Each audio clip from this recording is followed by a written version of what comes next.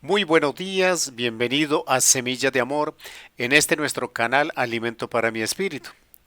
Reiteramos nuestra cordial invitación para que te suscribas a nuestro canal de YouTube. Cuando nosotros llegamos a los pies de Cristo, cuando iniciamos esa vida cristiana, ese proceso de crecimiento y de formación y luego de edificación, hay muchas preguntas y muchas cosas que vienen a nuestra mente y algunas a través del estudio las podemos absolver. Pero hay otras que quedan rondando, que quedan como pendientes. Y una de esas preguntas es el futuro. Nosotros hemos hablado y escuchamos las predicaciones de la eternidad en el Señor, de estar en la gloria del Señor. Pero ¿qué significa o qué representa o para qué sirve esa gloria después de la muerte o qué representa para nosotros? Además de ser el proceso de salvación y volver a nuestro origen, que es el Señor, nosotros en esa gloria que nosotros alcanzamos al convertirnos a Cristo Jesús, tenemos tareas y unas asignaciones que debemos entender como parte de esa identidad gloriosa de nosotros. Por eso he llamado esta semilla la libertad gloriosa de los hijos de Dios. Así la llama la Biblia. Así está titulado en la Biblia y es una parte del libro de Romanos capítulo 8. Dice la palabra del Señor para que entremos en el contexto. Romanos 8:18. Dice, pues tengo por cierto que las aflicciones del tiempo presente no son comparables con la gloria venidera que en nosotros ha de manifestarse.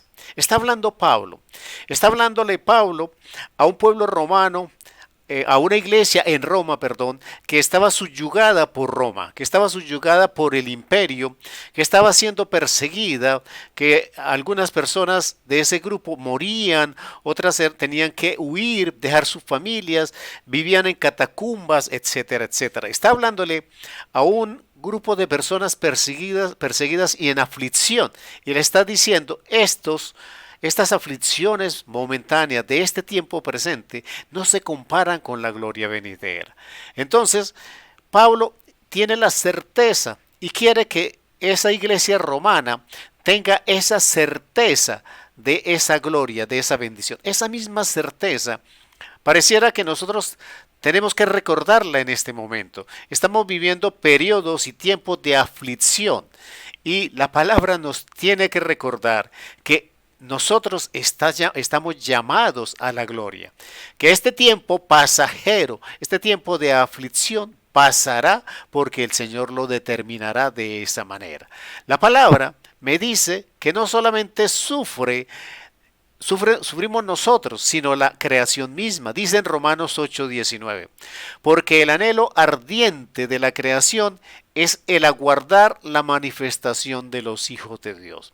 Aquí lo que nos da a entender este versículo es que la clave en este proceso para que la gloria opere en la creación y en nosotros mismos, la tenemos los hijos de Dios. O sea, la esperanza de la humanidad, la esperanza de este género humano está en los hijos de Dios.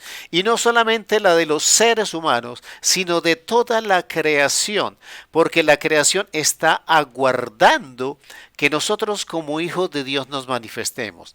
Dice la palabra del Señor, Romanos 8:20, y explica el por qué la creación espera de nosotros. Dice, porque la creación fue sujeta a vanidad, no por su propia voluntad, sino por causa del que la sujetó en esperanza. Entonces, recordemos, en el momento del pecado de Adán y Eva, el cuarto castigo fue dado a la tierra. Y le dice el Señor a Adán, por tu culpa maldita será la tierra. Entonces la maldición llegó a la tierra por culpa de nuestro pecado. Pero el Señor creyente en nosotros, el Señor sabiendo que nosotros tendríamos la oportunidad de redimirnos y que podríamos llegar a esa redención, entonces sigue sujetando a la creación a nosotros. Déjeme decirle que Dios no se pudo haber equivocado. Dios cree en nosotros y tiene esperanza en nosotros, y por eso deja sujeta el levantar la maldición que tiene la tierra cuando nosotros nos manifestemos en gloria. Quiere decir que el Señor sabe, espera y cree en que nosotros seremos redimidos y nosotros seremos capaces de manifestarnos en la gloria venidera en Cristo Jesús. Nosotros tenemos que entender la situación en la relación de nosotros con el Padre de la siguiente manera. Hablemos del Padre terrenal. El Padre terrenal le da educación, le enseña principios en la casa, le enseña todo lo que considera deben aprender sus hijos. Quizás les paga el mejor jardín, el mejor colegio, el mejor bachillerato, la mejor universidad, tratando de que ese hijo tenga las mejores herramientas para triunfar en el futuro. Ese padre está consciente de que su hijo se va a equivocar, de que su hijo va a fallar, de que su hijo va quizás a escoger por algún momento malos caminos. Pero el padre cree en su corazón que lo que le enseñó es suficiente, que lo que le dio es suficiente para que ese hijo al final triunfe. Es la misma posición de Dios. Dios sabe que nosotros nos equivocamos, pero Él también cree que al final nosotros seremos capaces de salir adelante y por eso sujeta a la creación a nosotros.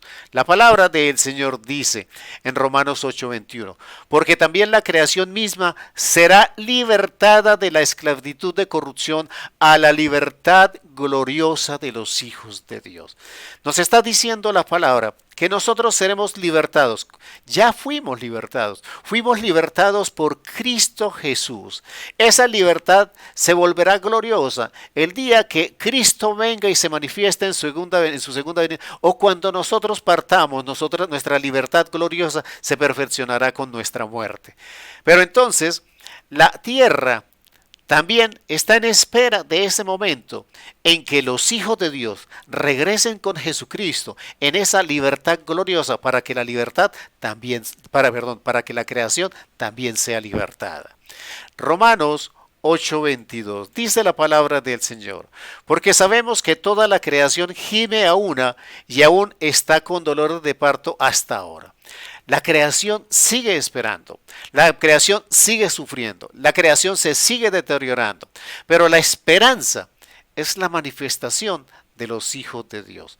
Pero no solamente ella, sino nosotros también. Romanos 8:23 dice la palabra, y no solo ella, sino que también nosotros mismos, que tenemos las primicias del Espíritu, nosotros también gemimos dentro de nosotros mismos, esperando la adopción, la redención de nuestro cuerpo.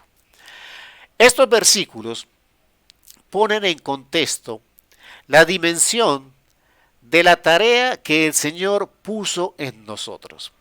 La tarea fue puesta en nosotros en la bendición cuando fuimos creados. Recuerde, en Génesis hablamos de la creación del hombre a imagen y semejanza del Padre, del Hijo y del Espíritu Santo, con el propósito de gobernar, de subyugar, de someter, de dirigir, de administrar la creación.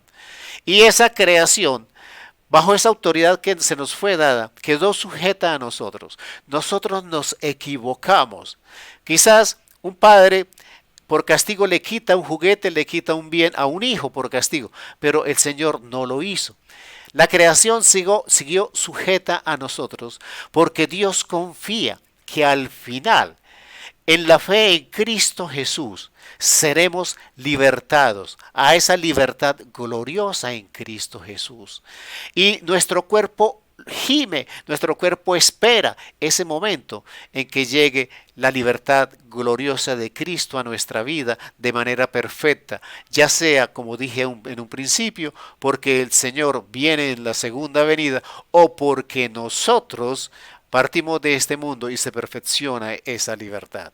Entonces, usted y yo, hermano, estamos llamados a una tarea inmensa en la libertad gloriosa de Cristo Jesús. Amén, amén y amén.